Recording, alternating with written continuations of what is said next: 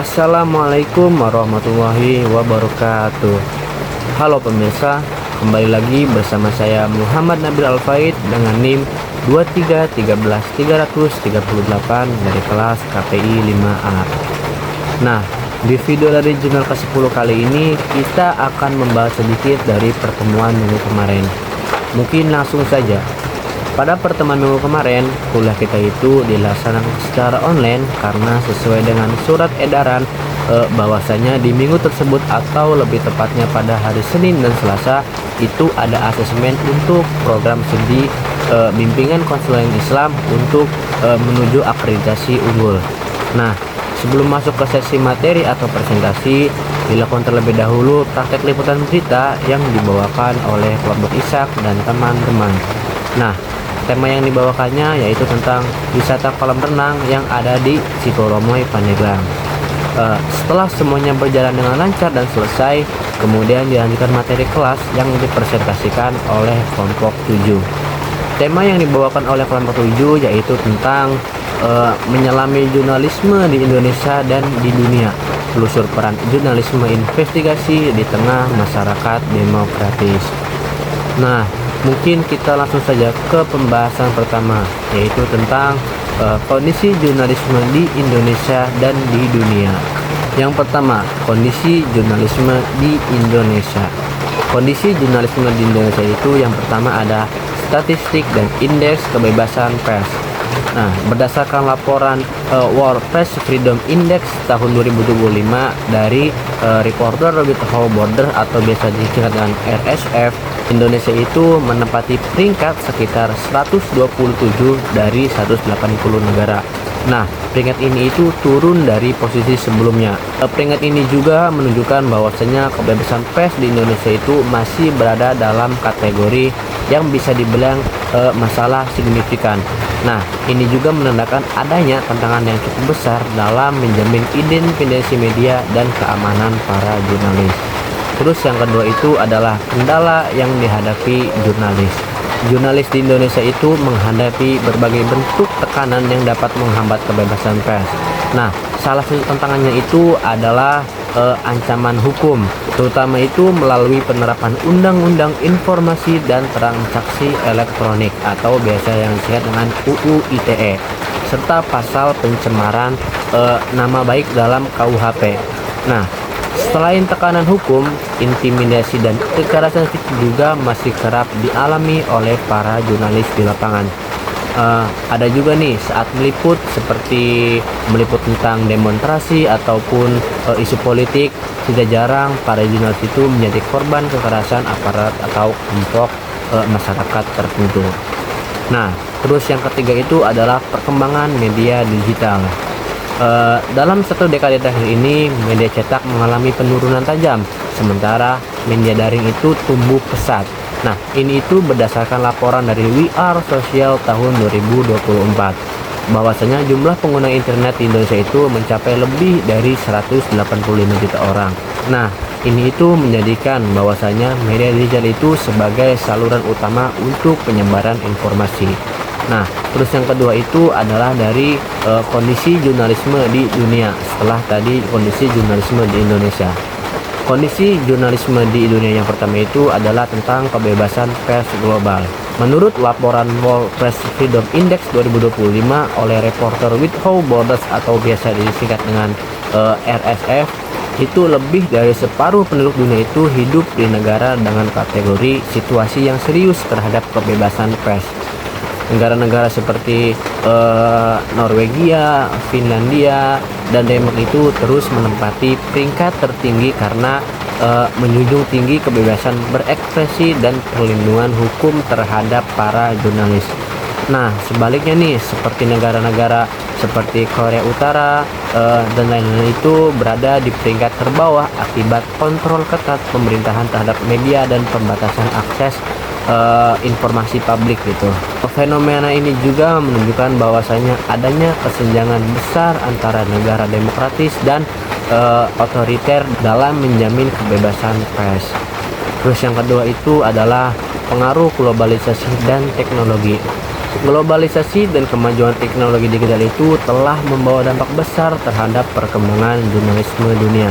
Kondisi ini memperluas jangkauan berita dan mempercepat pertukaran gagasan.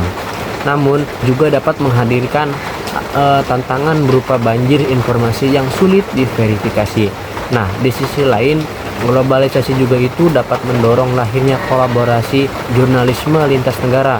Nah, contohnya itu seperti proyek-proyek investigasi internasional seperti ada dari Panama Papers, kemudian ada dari Pandora Papers. Nah, itu yang digerakkan oleh International Consortium of Investigative Journalism atau biasa yang disebut dengan ICIJ. Nah, kolaborasi ini juga menunjukkan bahwa teknologi itu tidak hanya menghadirkan tantangan, tetapi juga peluang untuk menciptakan jurnalisme yang lebih transparan, kolaboratif, dan berdampak global. Nah, mungkin kita lanjut saja ke materi kedua, yaitu tentang peran dan fungsi jurnalisme investigasi dalam masyarakat demokratis. Yang pertama itu ada dari peran utama jurnalisme investigasi. Nah, peran utama jurnalisme investigasi itu adalah untuk kedudukan filosofis dan strukturalnya dalam kerangka politik, seperti yang mendefinisikan tanggung jawab mendasar terhadap kesehatan demokrasi. Terus yang kedua itu adalah fungsi operasional jurnalisme investigasi. Fungsi jurnalisme investigasi adalah dampak nyata yang dihasilkan dari peran watchdog, seperti yang secara langsung memengaruhi mekanisme politik, hukum, maupun sosial. Nah, mungkin kita langsung saja ke materi ketiga, yaitu tentang dampak investigasi jurnalisme.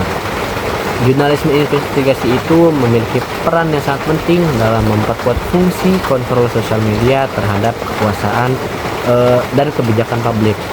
Melalui proses peliputan yang mendalam dan berbasis fakta, jurnalisme ini itu mampu mengungkap penyimpangan seperti korupsi dan pelanggaran etika yang tidak terlihat oleh publik ataupun masyarakat. Selain berdampak secara politik, jurnalisme investigasi juga memiliki pengaruh sosial yang besar. Bahwasanya masyarakat yang terpapar pemberitaan investigatif itu menjadi lebih kritis dan aktif dalam mengawasi kinerja para pemerintah. Melalui liputan mendalam juga, publik dapat memahami realitas sosial dan politik secara lebih objektif. Nah, sehingga itu dapat meningkatkan literasi serta partisipasi dalam kehidupan yang demokratis. Nah, mungkin untuk mempersingkat waktu, kita lanjut saja ke materi selanjutnya atau materi keempat, yaitu tentang tantangan, risiko, dan masa depan jurnalisme investigasi. Yang pertama, tantangan jurnalisme investigasi. Yang pastinya itu adalah ancaman hukum, intimidasi, kekerasan fisik terhadap wartawan. Terus tantangan yang kedua itu adalah risiko keamanan digital. Terus yang ketiga itu adalah persaingan dengan berita yang cepat dan sensasional. Terus setelah tadi ada tantangan, kemudian itu ada risiko jurnalisme investigasi. Risiko yang pertama itu bisa dengan risiko kehilangan nyawa. Terus yang kedua itu adalah risiko gugatan hukum. Terus yang ketiga itu adalah risiko keamanan data dan kerahasiaan narasumber. Setelah tadi ada tantangan dan risiko, kemudian ada dari masa depan jurnalisme investigasi. Yang pertama itu ketahanan mental dan integritas jurnalis. Terus yang kedua itu adalah dukungan lembaga, media, dan kebijakan publik. Terus yang ketiga itu adalah nilai tambah kepercayaan publik. Nah, mungkin kita lanjut saja ke materi selanjutnya atau materi terakhir yang dipresentasikan oleh kelompok 7, yaitu tentang peran masyarakat dalam jurnalisme investigasi. Yang pertama itu peran aktif masyarakat sebagai pengumpul informasi. Terus yang kedua itu masyarakat juga bisa sebagai kolaborator dan mitra jurnalis. Terus yang ketiga itu adalah faktor pendukung dan hambatan peran masyarakat. Yang pertama, faktor pendukung. Faktor pendukung yang pertama itu adalah akses teknologi digital. Terus yang kedua itu adalah keterbukaan data publik. Terus yang ketiga itu adalah meningkatnya kesadaran demokrasi dan hak informasi di kalangan publik. Hambatannya, nah biasanya hambatan yang pertama itu adalah risiko keamanan dan privasi bagi masyarakat yang menjadi sumber atau pelapor. Terus yang kedua itu adalah keterbatasan literasi media atau investigasi di kalangan masyarakat. Itu bisa menghasilkan data yang kurang valid atau bahkan menimbulkan kerentanan misinformasi. Terus yang ketiga itu adalah ketergantungan pada media atau lembaga jurnalisme investigasi yang mungkin terbatas ininya apa sih, sumber daya atau independensinya.